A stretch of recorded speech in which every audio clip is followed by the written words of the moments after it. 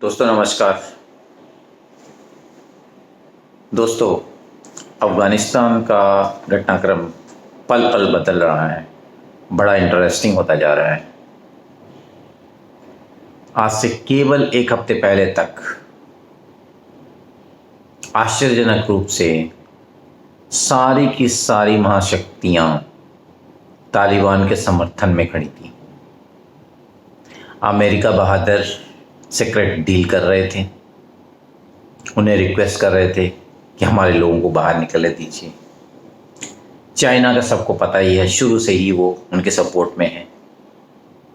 पाकिस्तान कहने की बात नहीं, सबसे ज़्यादा एक्टिवली इन्वॉल्व और सपोर्ट में। यहाँ तक कि रशिया भी आश्चर्यजनक रूप से भारत के बहुत मनाने के बावजूद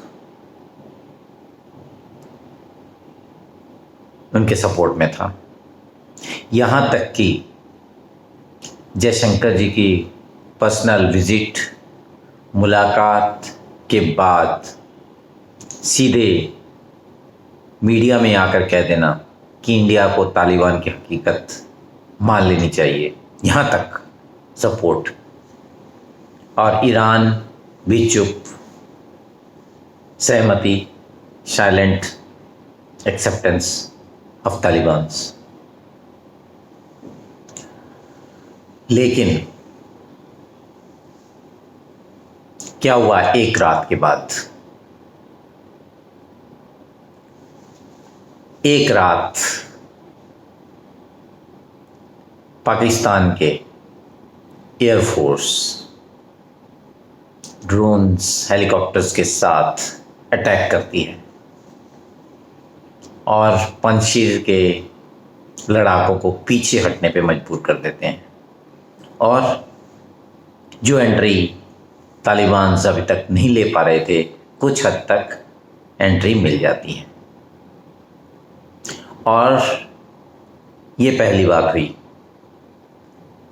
और दूसरी बात क्या हुई, नेक्स्ट डे इनकी गवर्नमेंट की फिर फॉर्मेशन होती है। और फॉर्मेशन होती है जिनको बनना चाहिए था, या जो अभी तक का मुखर चेहरा था, जिससे लगता था कि जो कि मेन होंगे मुल्ला अमर, उनको नंबर 2 डेप्यूटी बनाया जाता है और नंबर 1 बनते हैं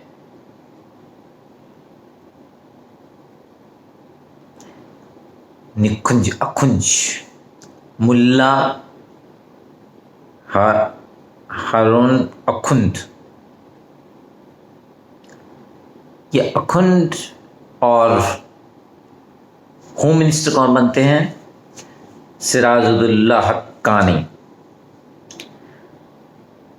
ये दोनों ही यूनाइटेड नेशंस के द्वारा डेजिग्नेटेड टेररिस्ट हैं और इनकी पूरी कैबिनेट में कट्टरपंथियों को जगह दी जाती है।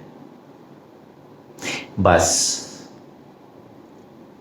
इसके बाद उस रात पे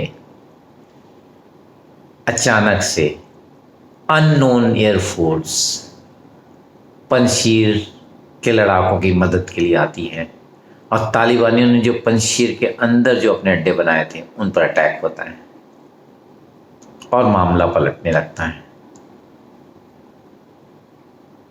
जिन 6 कंट्रीज को इन्होंने न्योता भेजा था, उन 6 कंट्रीज का रिएक्शन अलग अलग हो जाता है। चाइना कहता है उन्हें अभी तक मिला नहीं, अगर मिला भी है तो उसके बारे में कुछ भी कहने की ज़रूरत नहीं मामा।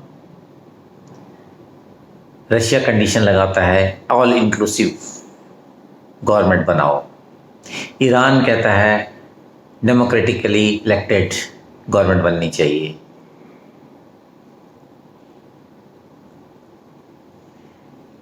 हर चीज़, हर कोई। टर्की कहता है बहुत जल्दी नहीं है इनको मान्यता देने की, बहुत ज़्यादा जल्दी नहीं करनी चाहिए हमें। केवल कतर और पाकिस्तान को छोड़ के सब तरफ से ऐसा लगता है सब बैकफुट पर है। कैसे हुआ ये बदलाव? ये बदलाव हुआ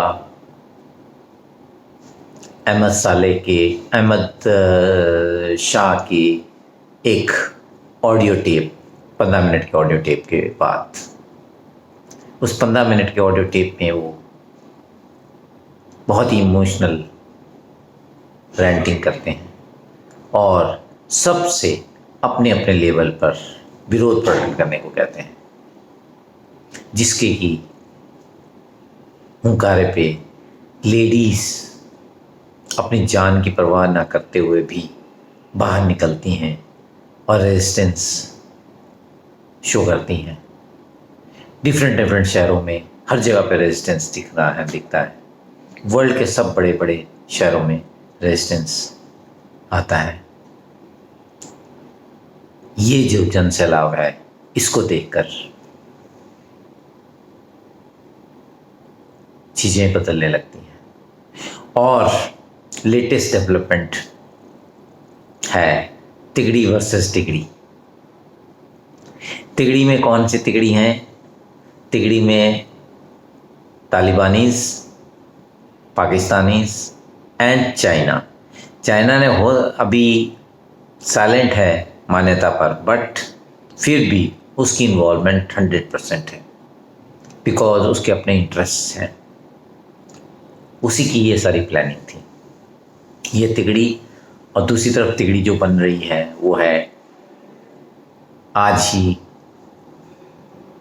यूएसए के एनएसए और अपना रशिया के एनएसए के साथ में डोभाल साहब की मीटिंग होना, इन दोनों का आपस में किसी एक कॉमन प्लेटफॉर्म पे आना, ये बहुत ही इम्पोर्टेंट घटना है और इस घटना को लीड कर रहा है इंडिया।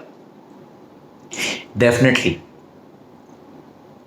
जो अफ़गानिस्तान में हुआ है उससे पूरे वर्ल्ड को, पूरे विश्व को सचेत हो जाना चाहिए, क्योंकि ये आर्ट है कुछ आगे की बहुत बड़े अनिष्ट की।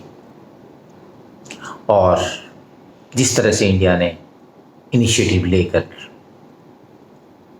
रशिया और अमेरिका को अपने कॉन्फिडेंस में लिया है या बातचीत हो रही है, डेफिनेटली स्वागत योग्य है।